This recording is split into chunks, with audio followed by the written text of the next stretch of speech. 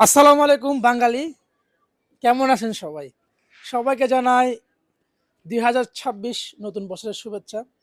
সব বরাবরের মতোই ২০২৬ কিন্তু ১ম বছর, ১ম দিন।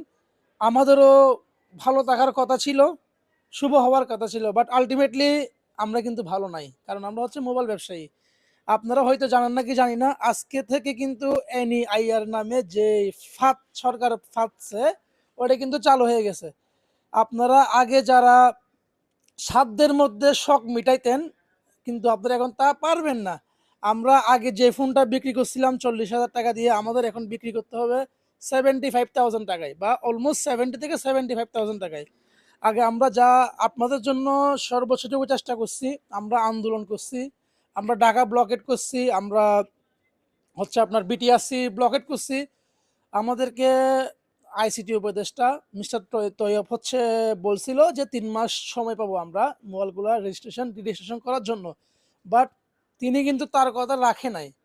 অন্যদিকে আমাদের বিটিআরসির সম্মানিত চেয়ারম্যান উনি বলছিল হচ্ছে, যদি এনভিআর থেকে যদি সুস্পষ্ট কোনো বার্তা না আসে ট্যাক্স রিলেটেড, উনি এনইআইআর চালু করবেন না। কিন্তু উনিও রাখলেন না ওনার কথা। কিন্তু আজকে থেকেই কিন্তু আপনার এনইআর সিস্টেম চালু হয়ে গেছে। এখন থেকে আজকে থেকে কোনো আনঅফিসিয়াল ফোনে বা প্রিওন ফোনে আপনার আইএমইআইটা আসতেছে না। সিম ঢুকাইলে সিম আসতেছে না। ইভেন দো আমার দোকানে যেগুলো ফোন আছে, যেগুলোতে আমার সিম ঢুকানো হয় নাই, সিম ঢুকাচ্ছি সকাল থেকে সিম পাচ্ছি না। শুধু আমি না, আমার মতো যারা ক্ষুদ্র ব্যবসায়ী, বড় ব্যবসায়ী আছে, সবাই সেম জিনিসটা ফেস করতেছে। আমরা ফেস করা মানে হচ্ছে কি জানেন? আপনারাও কিন্তু সেম জিনিসটা ফেস করা। আপনারা যখন একটা ফোন কিনতে আসবেন আমার কাছে, আপনাকে আমি ফোনটা দিতে পারবো না। যেমন আমরা এতদিন আইফোন 13 সেল করছিলাম যে আপনার শুধুমাত্র ৪০ থেকে ৪১,০০০ টাকা দিয়ে। বাট এখন আপনাদের থেকে কিনতে হবে ৭০ থেকে ৭৫,০০০ টাকা দিয়ে। আপনারা কি আসলে জিনিসগুলো বুঝতেছেন না? এই এত ঝামেলার মধ্যে দিয়ে সবকিছুই যাচ্ছে। কিন্তু আমাদের মোবাইল ব্যবসায়ীদের আন্দোলনে কিন্তু আপনারা শরিক হইতেছেন না।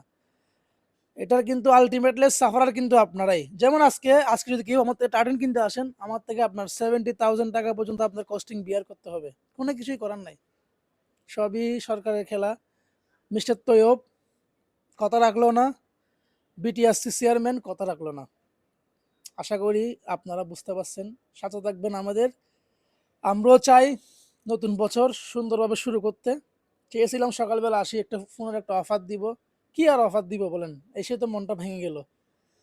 আসসালামু আলাইকুম, ভালো থাকবেন।